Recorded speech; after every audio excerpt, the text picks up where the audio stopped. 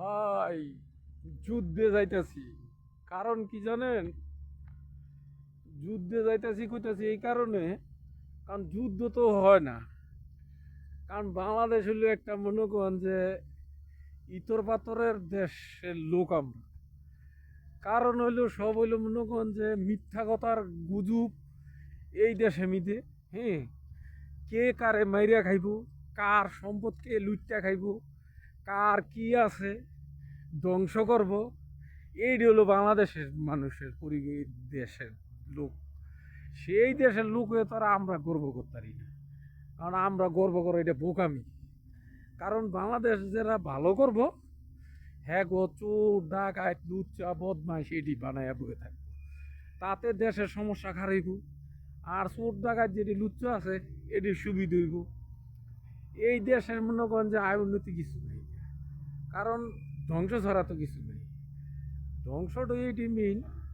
তবে লুটপাট যারা বেশি করে না, হ্যাগো ক্রেডিট বেশি, হ্যাগো নাম কাম বেশি, হ্যাগো মনে করেন যে সুনাম বেশি, মানুষে চিনে বেশি। কারণ লুটতরাজের কত মানুষ চিনবে। কারণ ডাকাইতে গো মানুষের সারা দুনিয়ার মানুষই চিনে। তখন বাংলাদেশ হইলো এরকম। এখন হলো বাংলাদেশ একটা, মনে করেন যে, দেউলিয়া তো দেশ ওইসই। তো মনে করেন যে এখন প্রবাসীরা আমরা কি করবো? আমরা টেয়া পাঠামু, হেরা হেন বইয়া থেকে দেখা সব লুটপাট করে খাইয়া আবার আমেরিকা যাইব গা। এখন কাম হইতো এটা, একজন আইব একজন যাইব, এই খালি চোরাই না বহামু, দিমু হ্যাঁ কাছে থলি থলি লইয়া যাইব গা বলে। তো আমরা হইছি এই দেশের লোক।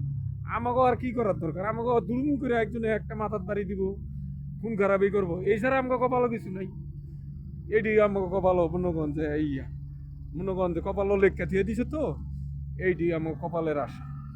তাহলে মনে করেন যে বাংলাদেশের যে দেশ, আমরা মনে করেন যে মুসলমান লোক, এই মুসলমান যারা স্কলারশিপ তারাই পাল না, একজনে এক কথা কয়, এটি এই দেশ আবার শান্তি হইব?